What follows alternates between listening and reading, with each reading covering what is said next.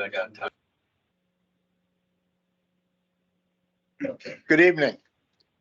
I'd like to call to order the Tuesday, April 30th, 2024 meeting of the Culver Town Council. Before we get started, I'd like to remind those in the room and also those online, this meeting is being recorded and your participation in the meeting is your consent to be later be on the town's YouTube channel. If you have any electronic devices, if you kindly put them on airplane mode or turn them off, it would be greatly appreciated. First of all, roll call. William Clevenger. Present. Gittens. Here. Jeannie Monroe. Here. Dana Neer. Here. Sally Ricciardi. Here. Will you please join me in the Pledge of Allegiance? Pledge of allegiance to the flag of the United States of America and to the republic for which it stands, one nation, under God, indivisible, with liberty and justice for all.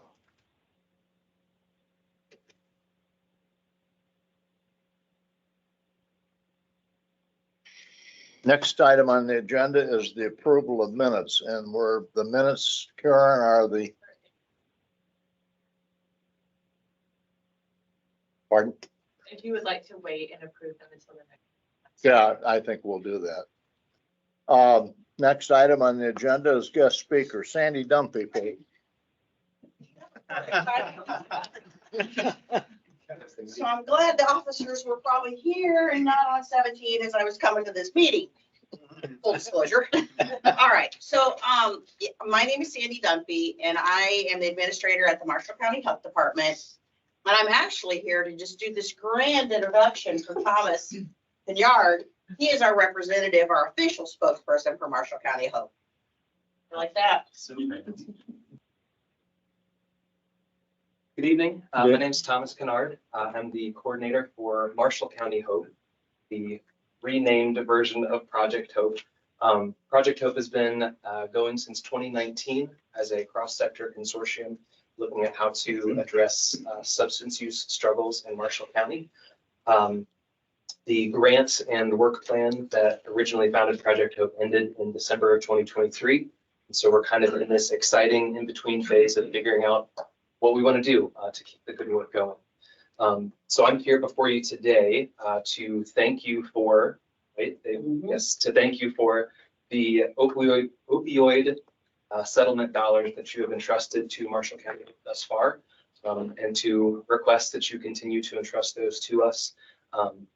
There's the restricted funds, which there's a wonderfully exciting to read 14-page document for what we are allowed to do with those funds, specifically related to substance use. We have lots of really good work going on in the consortium, and in another meeting, the Suicide Overdose Fatality Review Team that I'm also a part of, to just help us make data-informed, experience-driven decisions on what needs to be done and what we can do responsibly with the funds that are entrusted to us. There's also unrestricted funding, which is a little bit more free of how it can get spent. If you don't have a plan for those dollars, we would certainly be grateful to receive those as well. There are certainly gaps in treatment and gaps in resources that we're finding through our work that might not fit in that 14-page restricted document. And so funding of any kind is definitely helpful as we continue to do the work that we're doing. So Marshall County Community Foundation is our fiscal sponsor. So they're housing all of the monies for us and working closely with Morgan Yoder to make sure all the T's get crossed and the I's get dotted. So if you have any questions about what we do or Marshall County Hope is all about?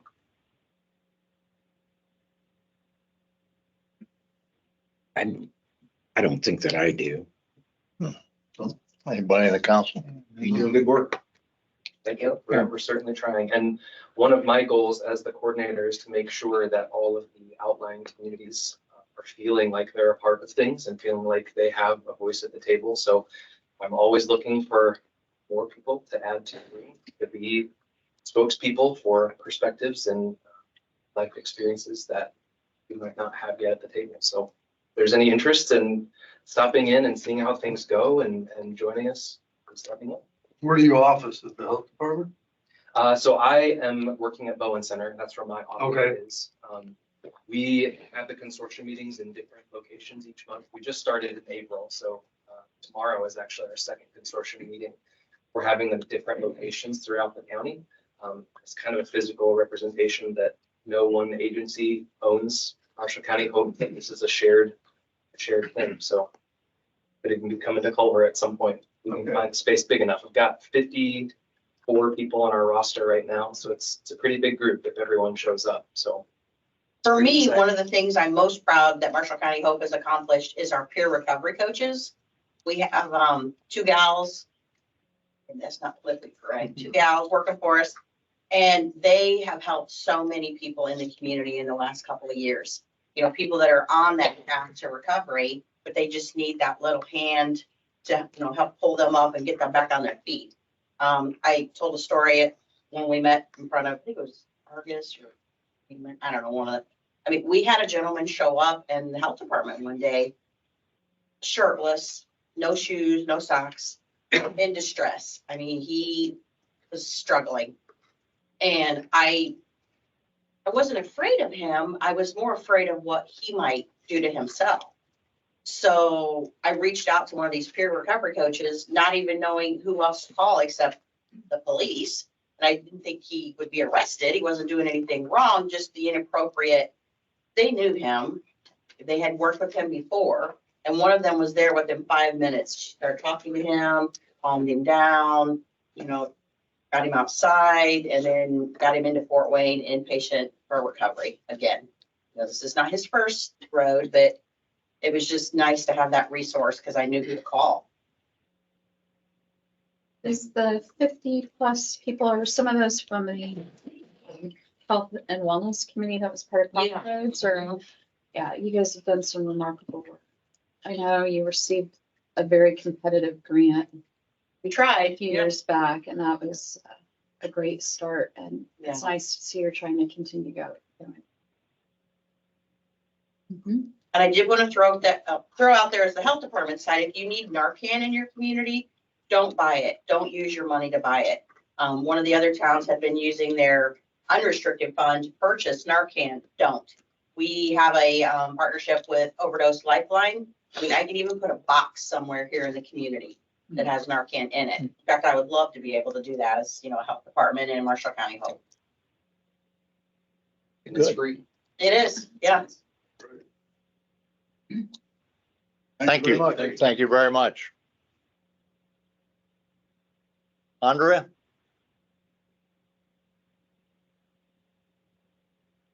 I'm here to present Lake Fest to you all today. I submitted the event permit. Hopefully you guys were able to review that a little bit.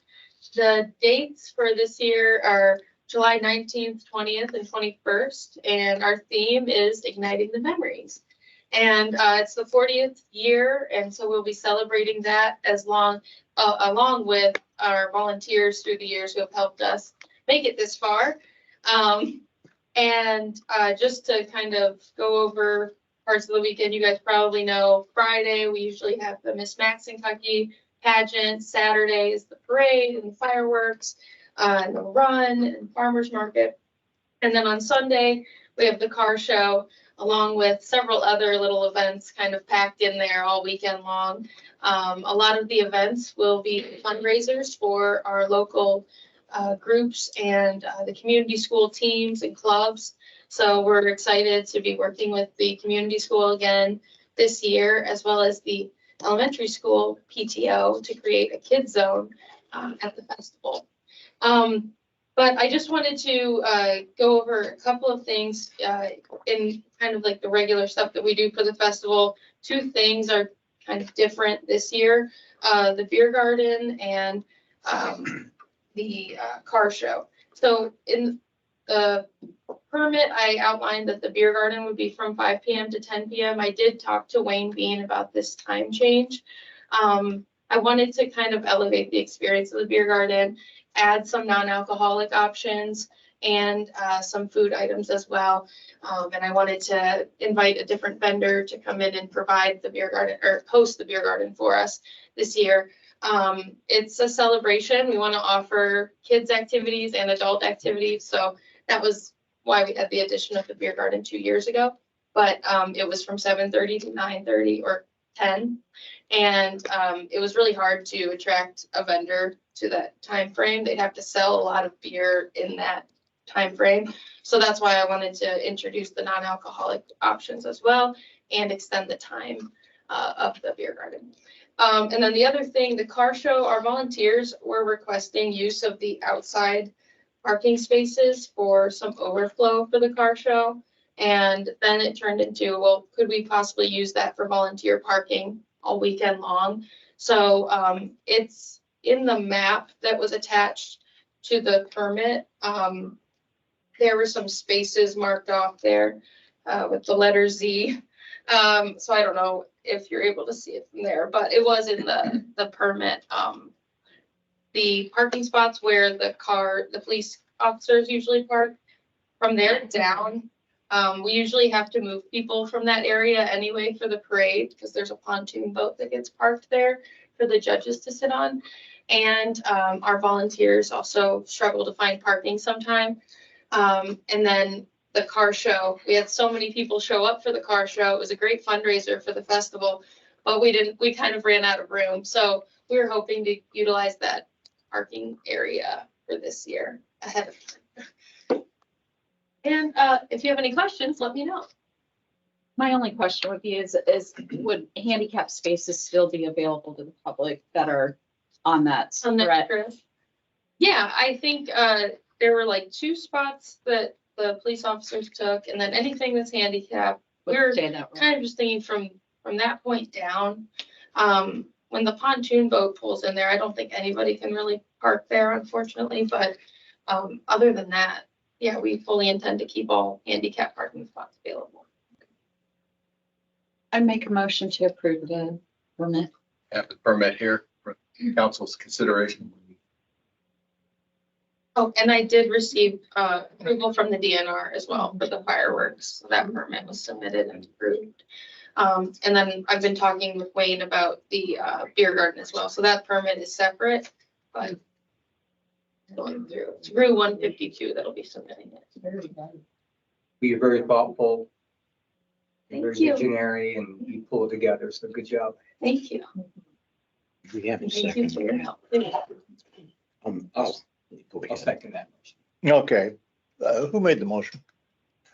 Ms. Monroe made the motion to approve the special event permit. Mr. Neer seconded it. Any discussion? If not, all those in favor signify by saying aye. Aye. Opposed, same sign. Permit approved. Thank you. Next item on the agenda is the Redevelopment Commission Annual Report to the Town Council. Yeah. Mr. Thank you, Todd. Brown couldn't be here, so he gave the task to me. Every year we make out a report for the town council. This is more, since they've changed some of the laws on reporting, this I think is a little more extensive than those in the past. And I appreciate Karen for putting it together. But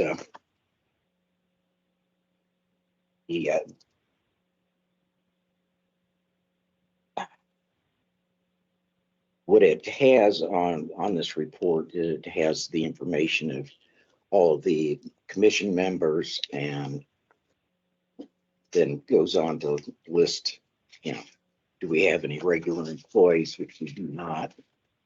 And then expenditures, all of the expenditures for the entire year of 2023. We had a total expenditure of $976,056.53 from TIF 1. 531 of that was for the broadband fiber optic cable that was put in town. some of these, we have 140 that goes into the water bond, stormwater bond principal, and then 11,287 that goes into the stormwater bond interest.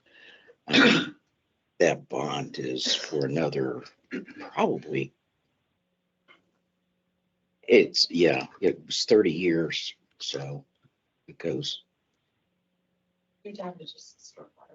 Yeah, that's the only bond that we have left, and that's 30,000 per year for the next several years.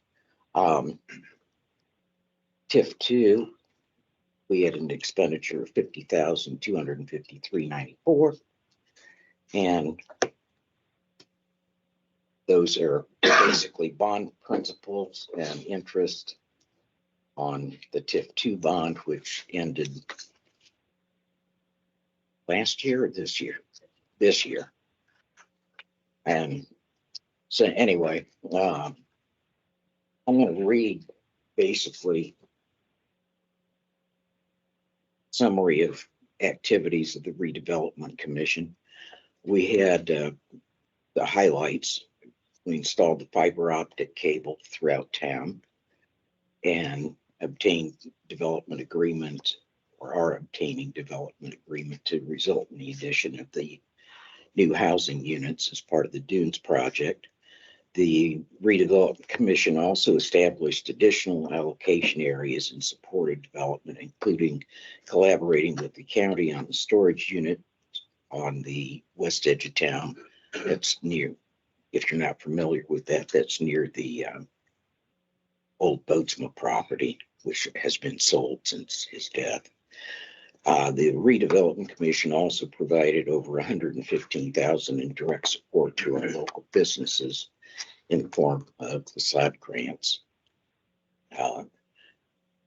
Also, the Redevelopment Commission is pleased to be able to support public safety through the purchase of a police car and to expand our support of the visitor center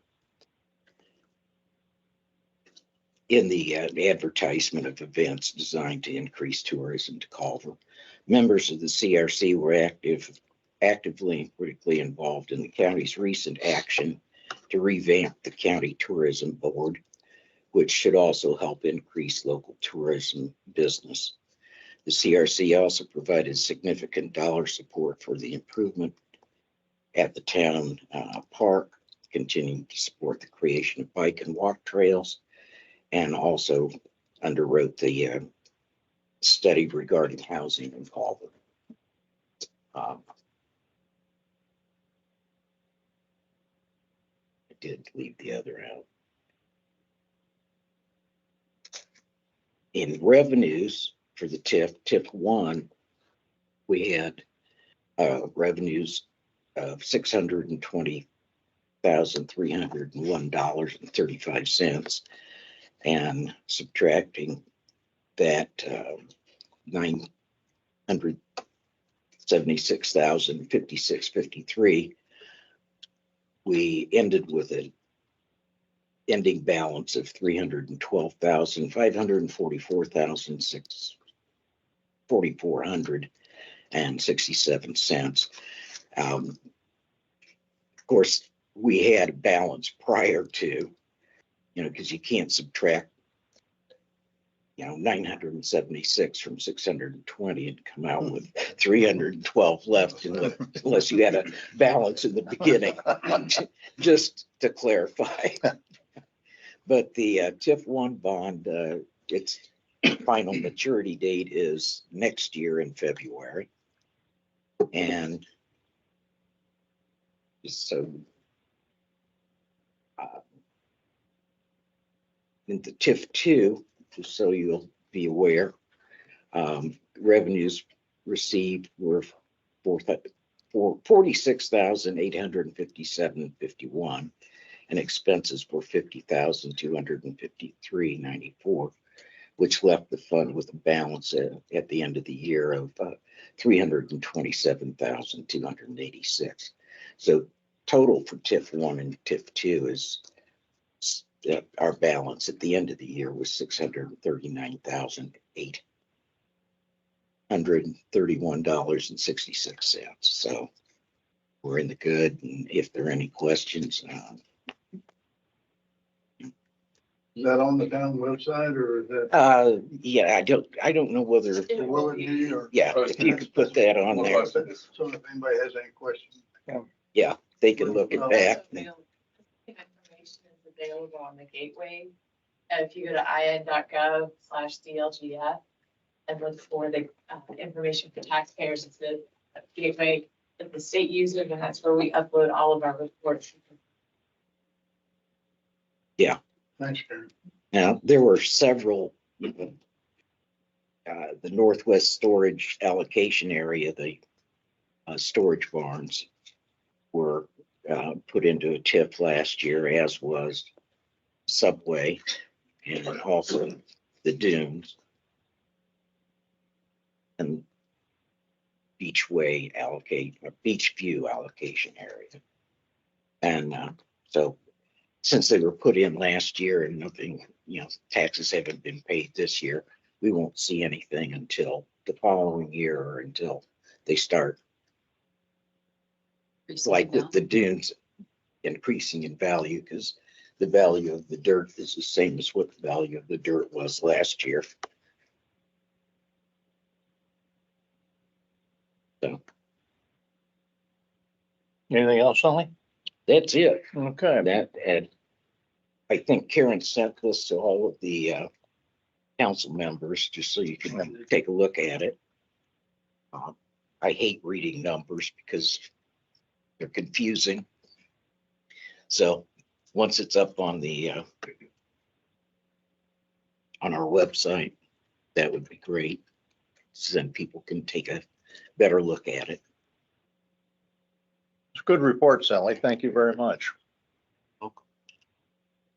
Next item on the agenda is utility and ordinance violation appeals. Anyone in the room here for an ordinance violation or appeal?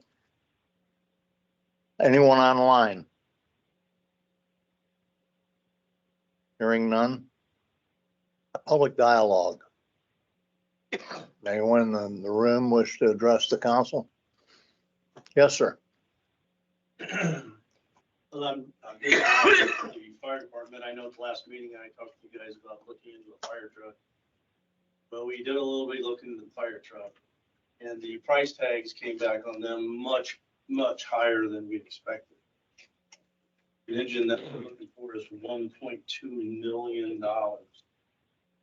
We looked at a tanker that was smaller than what we have for $800,000. I've approached Marlene, Karen, and Kevin to tell them this dialogue needs to get started, because I don't know which way to go. This is what they cost. You can go on your own phone and Google what a fire engine costs, and your eyes will blow up. Not me making the prices, it's me going, okay, it's 30 years old, now what? I've done a 5-year rotation for our fire trucks for, 30 years. Get rid of all that upgrading a 25 or 30-year-old vehicle. And that they last that long. We get them to last that long. But that's where we're at on that situation. I just want you guys to know that the ice has been broken. Delivery date on anything that we can get is going to be up to 2 years from the time that we okay it and give a down payment. So I'm going to be at the council's mercy on what way you'd like me to go on with this situation. I'm sure Marlene's going to have some opinions on that too, but we have to get it started, and that's all I have to say. Thank you. Thank you, Terry. Anyone online that wishes to address the council? Anyone else in the room? Yes. Patty Stalling, 506 Lakeshore Drive. In regards to the dilapidated theater, Lakeshore Drive, it's now unsafe, and I recommend that your unsafe buildings committee take another look at it. Thank you. Yes, ma'am.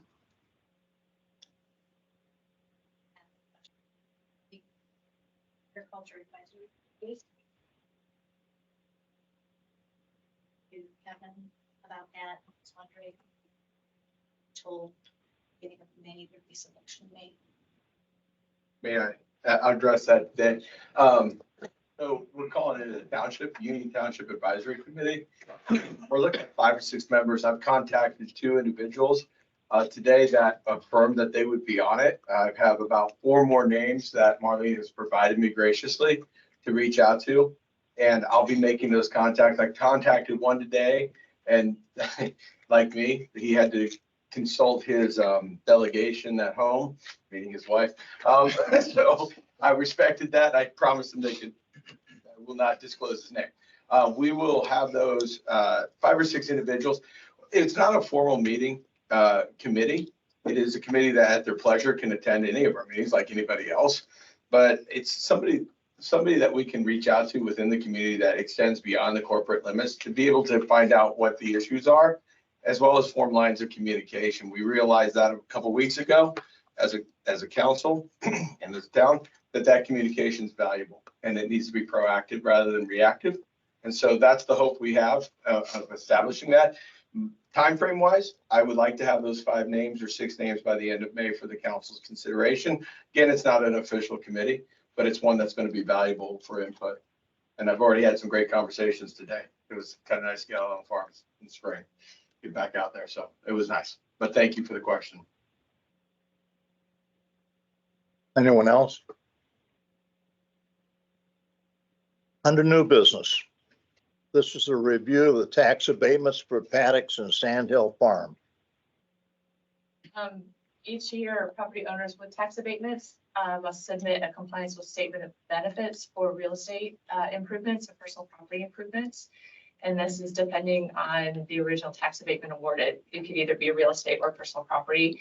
And this is your opportunity to evaluate and affirm whether or not the property owner is in substantial compliance or not. I provided you with the forms provided to me by Kevin Berger for both the Sand Hill Farm and the Paddocks. ACPI also has a couple of tax abatements, but I have not received any communication from them yet. So I wanted to get at least Kevin's tax abatements discussed and approved at that with pleasure, so that I can put that into the assessor's office. Is there a specific deadline they have to have them in? Or we have They're to have in, them in? I know it's sometime in May. Okay. So- Right around mid-May, like Yeah. 10th or the 15th or something like that. 15th comes to mind, so, Okay. but Kevin is present if you have any questions for him. Kevin, I have one question. I looked at both of them. Didn't have a problem with Paddocks, but under Sand Hill Farms, down under employees and salaries, zeros all the way down, but it says number of additional employees, number 1. Is that a misprint or is there? We basically have a part-time manager and a part-time maintenance person that comes and does stuff at the site. So it's basically the way I read it, you put down parcels to add up to 1. So a couple halves got to 1. Okay, there wasn't anything on the current, and then you see that, you know what I'm saying? So that's, you just read it, you ask the question. And just so you guys know, the Sand Hill Farm is at 88% occupancy with about 12 school-age children there. The Paddocks is currently at 95 with 100% pre-lease, so they're about to fill the remaining ones, and there's 40 school-age children there. Thank you. Kevin, do you have numbers on how many people are, were Marshall County? They're all Marshall County now. No. I get that. I'm just saying part of the agreement was we were to prioritize Marshall County residents. That was in the initial, there was a requirement that I couldn't lease to that after for the first so many days. And we're past that, but we did fill up with quite a few. I know at the beginning, the Paddocks was somewhere around 75% from out of the Culver area. And some of them out of Marshall County, actually. Sand Hill, I'm not sure where that stands right now. I've not been tracking that.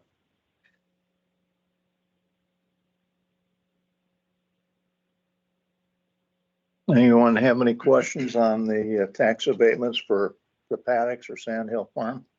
My only question is, can Yeah. we delay this to the first meeting in May and see if the other one comes in the meantime?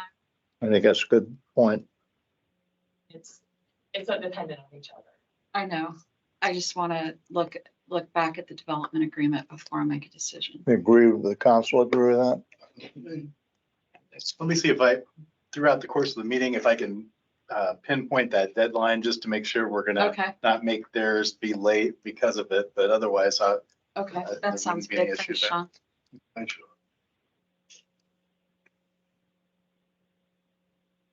Not positive, Sean, but be on the form. I didn't see it on there, but I'll take a look again. I was gonna say, I'm looking at it. I don't see it. Oh, May 16th. May 16th. 16th. Well, that's That was 2022. 2022, Oh, okay. unless the form hadn't been updated to 24. Yeah, it has something. Probably before May 16th. Yeah, I'm gonna guess that it's probably still mid-May, like Karen said. It's just- I think that's a safe assumption at least.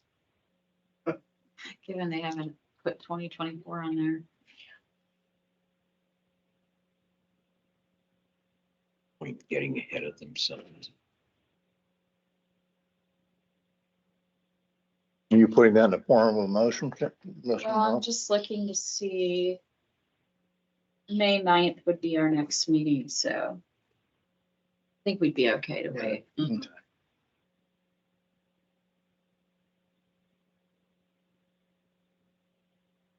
there a second to the motion? I'll second. Mr. Githens seconds. So I didn't technically motion anything. I just Pardon? asked if we could wait. If you want it to be a motion, I'll motion that we wait till May 9th. Well, I took it as. Okay. Yeah. Okay. Okay, Ms. Monroe makes the motion and Mr. Githens seconds. Any discussion? If not, all those in favor signify by saying aye. Aye. Pose same sign. Thank you. Next on the agenda is the 2024 North Bend Township contract. Typically, we get this taken care of at the end of the year, but North Bend has a new township trustee, and so as with all things new, it takes a little bit of time for them to get their feet wet. So I provided a copy of the contract that we have with them. It's for us to provide fire protection coverage for North Bend Township, and they, in return, they pay us $1,500 for the year. So Is it 1,500 or 2,500? the 20. On my spot. Is it 15? It's probably one of the other counties that used to. That's been 15 for as long as I can remember. Okay. Actually, it's 25. It's 2,500, isn't it? Mhm. 2,500. Okay. I have a motion to approve the fire protection agreement. So It's been moved by Mr. Githens. May I have a second? second. Second by Mr. Hardy. Any discussion? If not, all those in favor signify by saying aye. Aye. Pose same sign. Contract signed. Okay.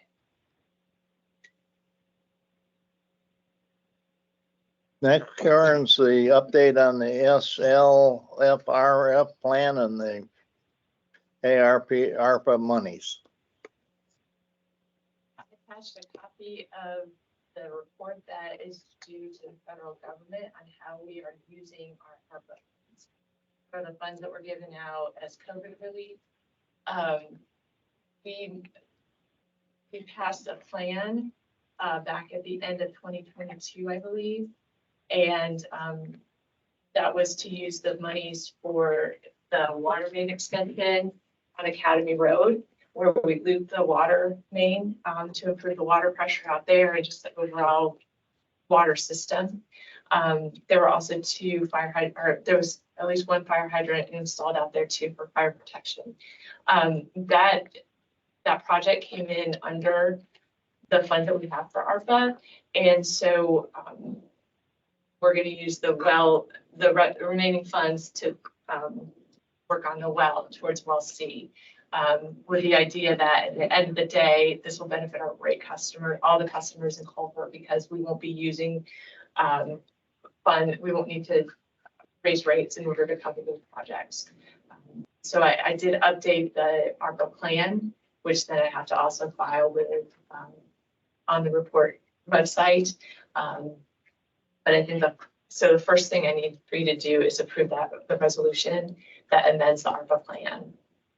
So ultimately, at the end of the day, what we're doing is there were a couple of different choices that you had. But ultimately, you could take a $10 revenue replacement. And so that's what we've elected to do because of it makes reporting much easier. As opposed to 50 questions, there's about 5. I make a motion to approve the resolution that amends the ARPA plan. Ms. Monroe moves that we approve the ARPA plan. Is there a second? Second.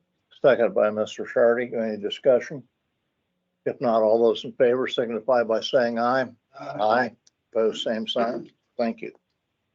Second part of that is the actual report, the SLFRF report that I provided a copy of what I have ready to submit.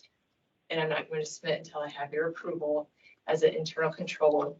It's one of the things that the State Board of Accounts is very, I don't know, basically like been pounding into our brain for the last year on this, to have as many eyes on the report as possible and to have internal controls in place. So if you're okay with what I presented to you, if I could have a motion approving that and approving my submission of that report, I will then submit it when we're done. A motion to accept the report. Ms. Monroe moves to accept the report. Second?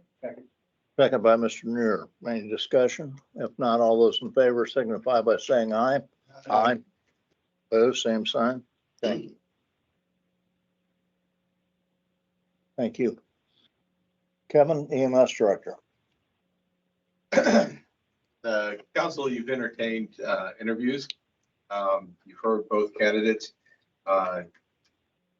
After meeting with all of you and discussing individually, we have went to a great extent, realizing we have 2 great candidates in Mike and Wes. Given where we're at with the department, the recommendation that I received from the council individually was Michael Hesselfeld.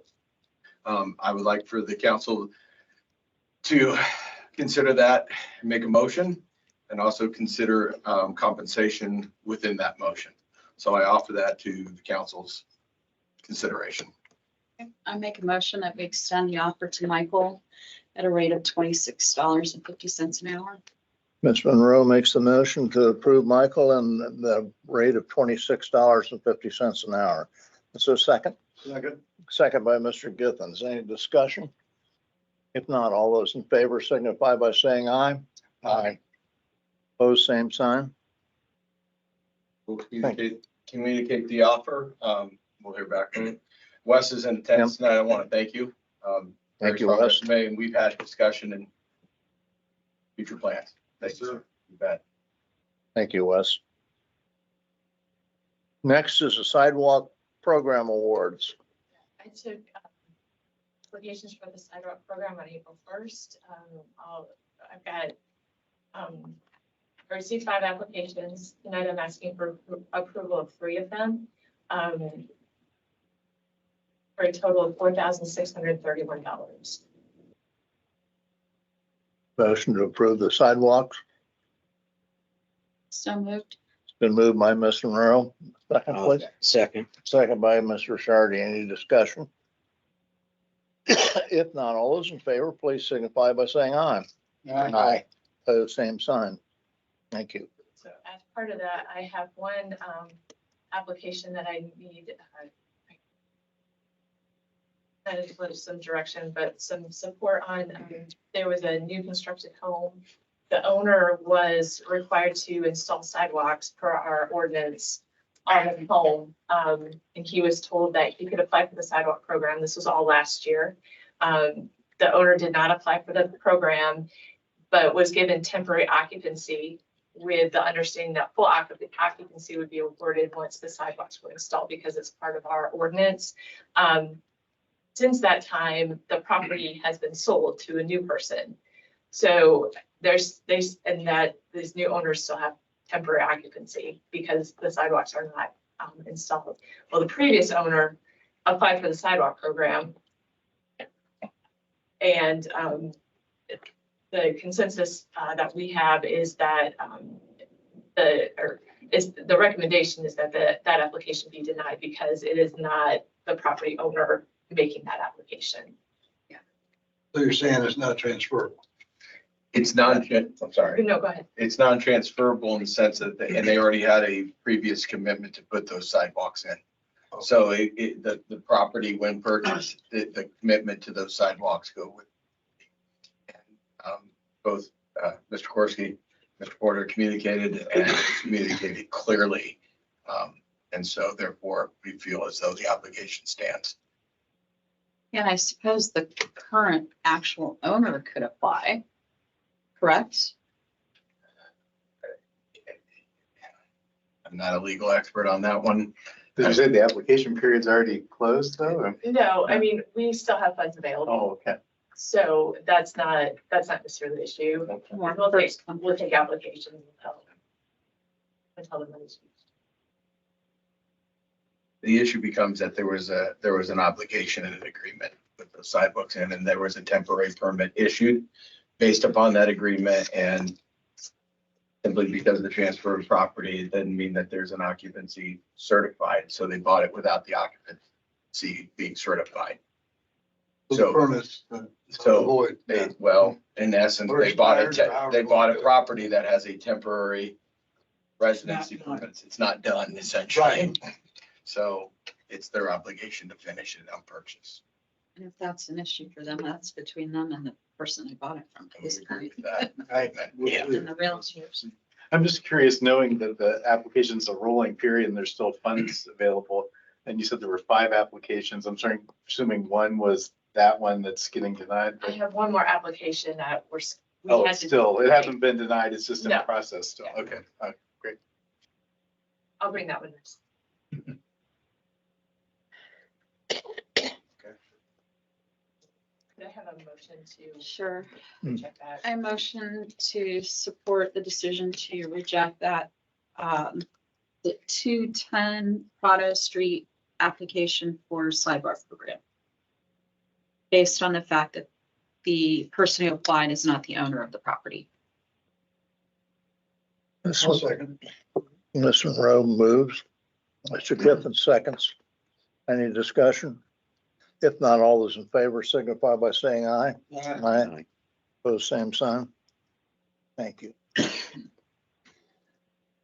Next on the agenda is ordinance 2024-004. An ordinance establishing the wage and salary rates of the elected officials, non-elected officials, and employees of the town of Culver. We caught a mistake that no one caught when we were reviewing all the salaries in December. For the full-time EMP and paramedics, the low end of that was stated as $20. It should be 18, and so it's been fixed. If I could just have you at least do a first read on it. Motion to approve the amended salary ordinance. It's been moved by Mr. Monroe to approve the salary ordinance. Is there a second? Seconds. Second by Mr. Neer. Any discussion? If not, all those in favor signify by saying aye. Aye. Pose same sign. I'll make a motion to suspend the rules on second and third read and pass the salary ordinance with that change. Ms. Monroe moves to suspend the rules for second and third read. Do I have a second? Second by Mr. Neer. Any discussion? If not, all those in favor signify by saying aye. Aye. Pose same sign. Thank you, Jenny. Okay. Old business. I think there is. I don't think we have any old business. Board and commission's report. Steve? Evening. So for building permits and improvement location applications and fees of $1,435 for March. So relatively flat from February. I think April's going to go up and May even more as there's some new house construction happening in the area. Zoning ordinance updates. I met with Jeanette this past week, so that's moving along also. I'll have more information in May to take to the Plan Commission. And I think we'll have covered most of the ordinances, and then Jeanette can go through the remaining parts that they approved for her to look at. And then we can bring it back as a whole at some point.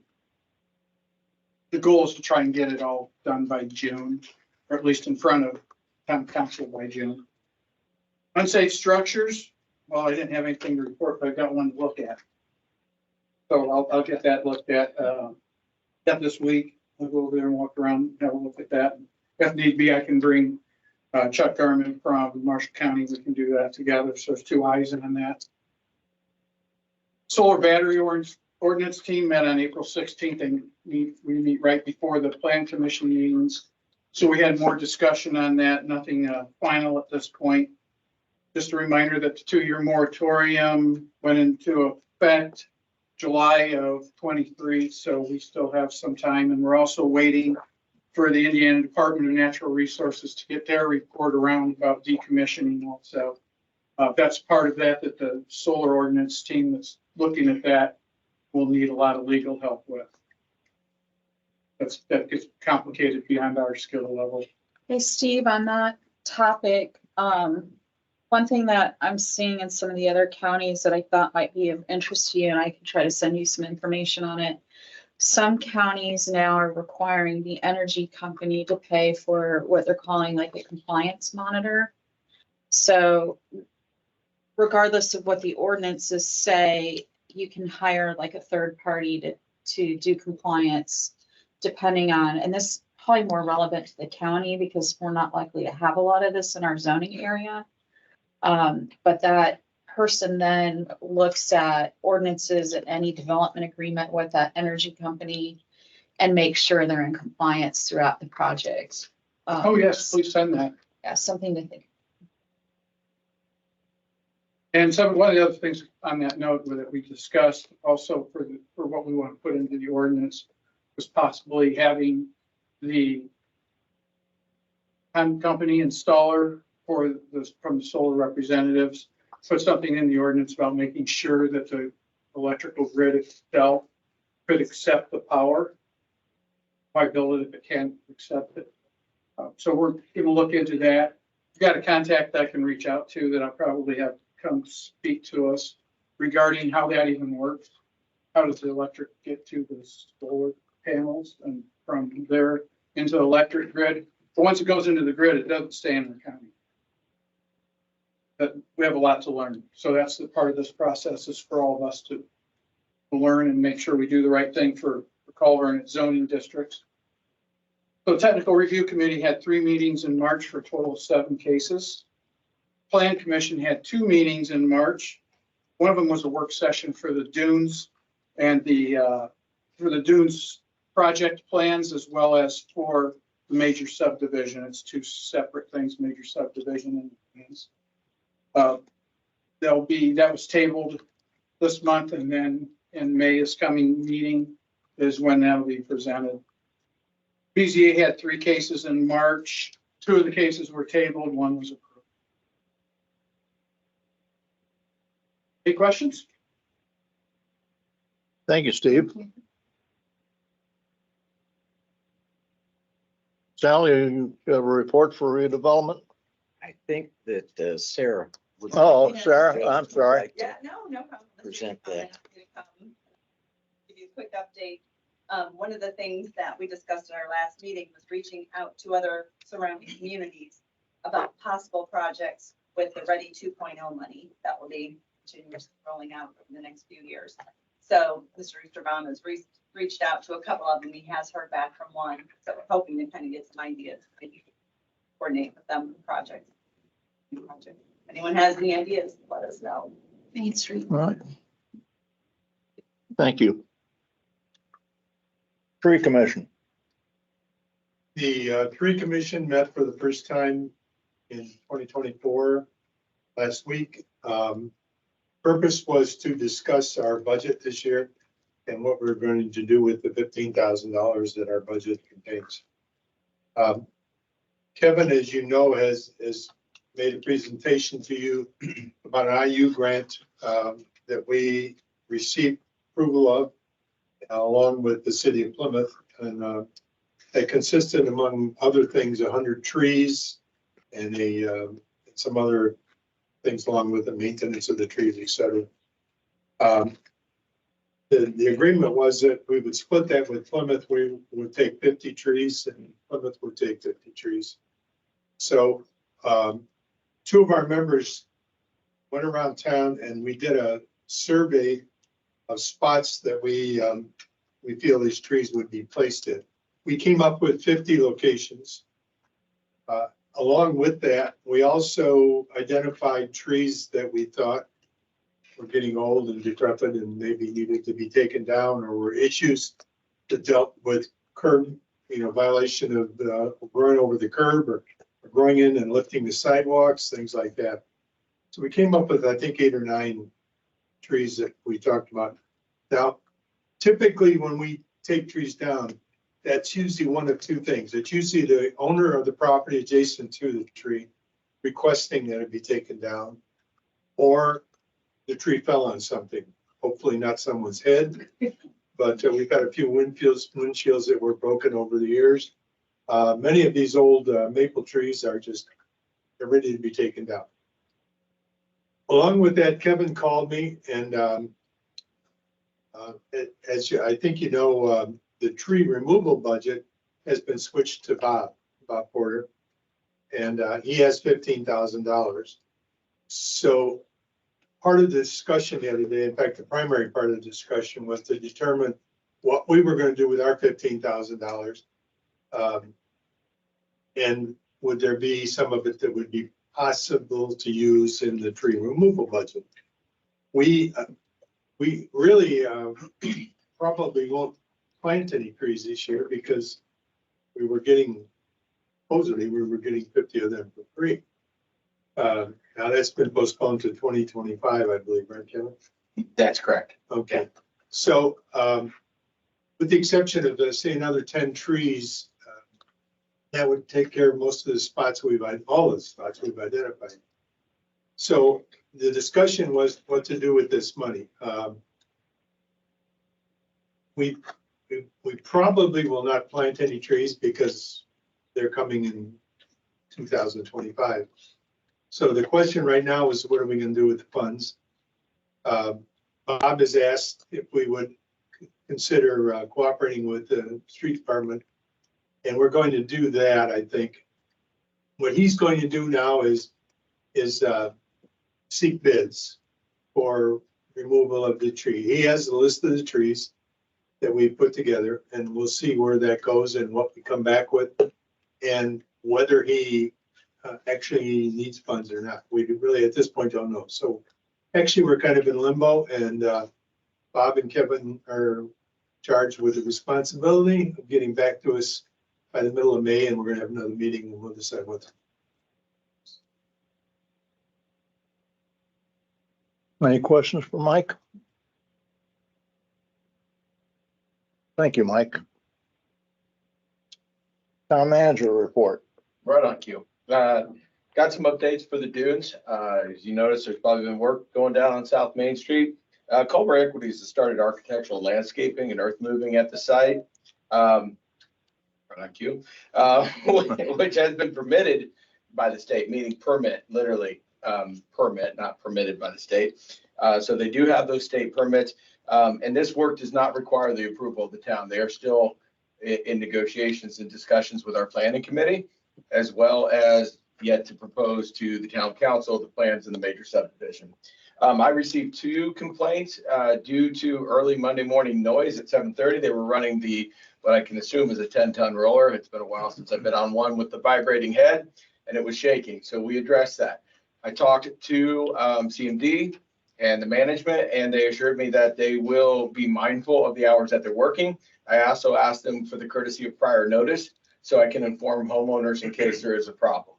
I do appreciate their willingness to work with us, but we need to communicate and make sure those issues are addressed. So I'm still encouraging South Main and people that live in the affected area to be able to communicate with the town if there's anything I need to discuss on behalf of the town with the builders, especially when it comes to noise, construction, and traffic. Having said that, we did receive a requested infiltration test.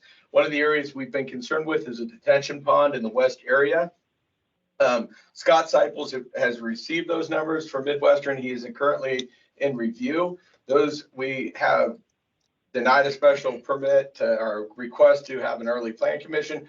Those numbers will be available for review up until May 21st when they come in front of us. We do have a work session with the planning commission next Tuesday, 6:30, to allow those numbers to be presented to the planning commission to discuss, question, and Wednesday, excuse me, it's May 7th, correct?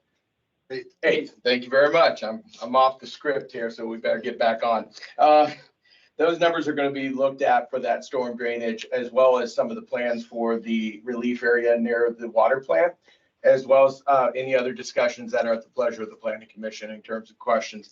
I have invited Scott Seipel to be here in person or via media, and he can be here for those questions. That will be May 21st. It will go to the planning commission. We have moved that to the school administration building to anticipate, just in case there's a crowd, or for once here, I'm not getting burned again. So we're going to move that over there. We also have a town council meeting scheduled for May 23rd, which will probably be considering those plans based upon the recommendation or denial of the planning commission. That is the Dunes update. I do have a host, I like that word, of special permits for your consideration, council. I have a permit request for, I can only assume that is 6. Yes, it is 6/24. Looks like June 2nd. There we go. The 24th, 12:15 to 1:15. It's the Corpus Christi procession. 40 people are anticipated, St. Mary of the Lake. It is hosted by Amy Detmeyer as your contact. It's a procession after Mass, west on College to school, to Academy, to Lakeview, to College, and back to the church again. There's nothing that is specially needed. It has signatures for your consideration. The motion to approve the special event for the Corpus Christi procession. Motion. Been moved by Mr. Neer. Is there a second? Second. Second by Ms. Monroe. Any discussion? If not, all those in favor signify by saying aye. Aye. Opposed, same sign. Thank you, council. Second one on the docket is Amy Ditmeyer again. Just kind of a little greedy. This is for the Pentecostal party. 100 people. That's good. 100 people anticipated. 7 p.m. to 9 p.m. We're going to be at St. Mary of the Lake. They're going to have a fire pit in the parking lot. That should be fun. Around the church, they're going to block off Lewis Street for your information. The parishioners are assigned for setup and cleanup. Looks like it's low maintenance on the town. All department signatures, and it's offered for your approval. Motion to approve this Pentecostal event. It's been moved by Ms. Monroe. May I have a second, please? Second. Second by Mr. Shardy. Any discussion? If not, all those in favor signify by saying aye. Aye. Opposed, same sign. Okay. What was that for? That was for the Pentecost. There we go. By golly, we've got another procession coming up here, kids, on May 26, 2024, 12:15 to 12:45. We got the Marion procession, 100 people. St. Mary of the Lake, once again, Amy Ditmeyer is our contact person. We're going to walk the road from college to school to academy to lake to college. Sounds familiar, doesn't it? Going to offer it for your approval and consideration. Thank you. Motion to approve. But moved by Mr. Monroe. Have a second? I'll second. Second by Mr. Shardy. Any Are they discussion? walking in the road or? Yeah, it's a short, just right around the church. Yeah. So the message is here, Culver, if you want to get out and walk, go to Catholic. I'll be there. All those in favor signify by saying aye. Aye. Opposed, same sign. Thank Didn't mean to interrupt your President, sorry about that. I have several updates. The Colton Crossroads team met on Thursday, April 25th, to discuss the edits and feedback received for the comprehensive plan.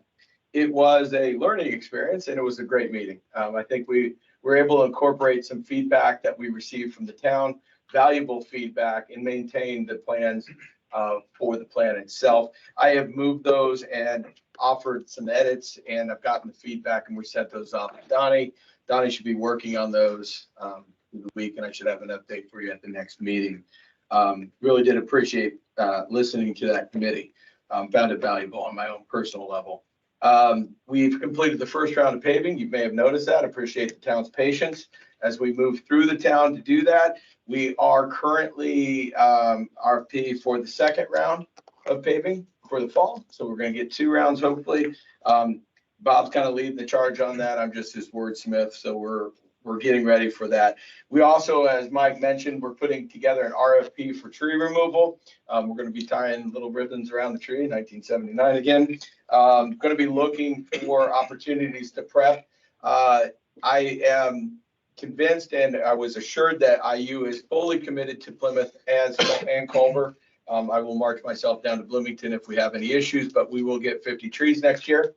I appreciate the tree commission discussing. We discussed pruning and a lot of different options. So we'll be back and we'll have those numbers for you, Mike, by mid-May. And appreciate the work the committee's doing. Just some reminders for the town. It is mowing season and I've been out. She's growing fast. They mowed mine today. Yeah, good job, Sally. I was going to be kind of awkward there for sending it. I'll be out looking. Feel free to communicate with the town and to me. If you see some issues, we're going to keep it together and keep it mowed this year. And hopefully we'll knock on some doors before you have to send letters. And just want to remind that of the town. Appreciate it. Thanks, guys. Thank you. Thanks, sir. Karen? Most of my reports already been taken care of, but I do have 2 claims over $2,500 for your approval. Filing company Clevenger and Cerisi for $6,125 for legal fees, and then Tim Uhas, $38,341.13, and that is for the pier socket replacement project at Upper. Motion to approve claims over 2,500. Some. Pier's done now, or? The piers are all installed now. He's working on the socket. Okay, project. so we still have some more charges for their installation. Well, it's 2 separate things. I understand. So it's not for installation, it's for that, Right, that pier for the socket. socket. Okay. Yeah, we'll have a couple going forward. As he That's works what on it. yeah. I just want to make sure, I mean. No, I understand. We don't want to confuse the 2. No, I understand. Mr. Shardy makes the motion. May I have a second? Second. Second by Mr. Githens. Any discussion? If not, all those in favor signify by saying aye. Aye. Anything else, Karen? I mean, unfortunately, I do have a couple more things. Mr. Clevenger submitted a conflict of interest disclosure statement, just as full disclosure. I think everybody knows where you live. But that he does live at it's Alcon, the CMD building. Right. And at the same time that we are doing negotiations for the dunes. So we're just being completely transparent, and we'll file this conflict of interest statement. All right. So if you have a motion to approve. Motion to approve. It's been moved by Ms. Monroe, second by Mr. Githens. All those in favor signify by saying aye. Aye. Stand. Reminder that townwide cleanup is scheduled for the weekend of May 11th and 12th. And the guys will be around to pick up the items May 13th. And then finally, this is an after the fact thing, but had we not moved the meeting, I would have been fine. But typically every year we do an Arbor Day proclamation. And unfortunately Arbor Day was this past Friday. So I don't know if you still want to go ahead and do that proclamation in arrears or do it now for next year. I think, isn't that a requirement of the And tree part of the city? Tree City Yeah, Arbor Day thing. probably should do it to be in compliance. I would motion to make the Arbor Day proclamation effective, whatever last Thursday was. April 27th. A second? Second by Mr. Neer. Any discussion? If not, all those in favor signify by saying aye. Aye. Pose same sign.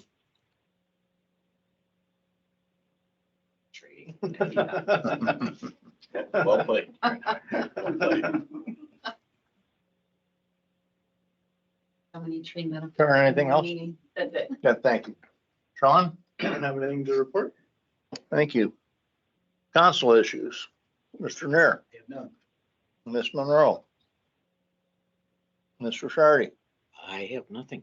I have nothing. Mr. Githens. Just an FYI, week from today is election day, primary day. And primary will also be open at the school administration building this Saturday to vote. So you got 2 chances this week to vote here in Culver. Saturday and next Tuesday. Just an FYI for everyone. Thank you. That's it. Motion to adjourn to claims. Moved by Ms. Monroe. Adjourned. Oh, wait, are we supposed to send something anymore? That was up front, right? We're good. Okay. For a second. Second.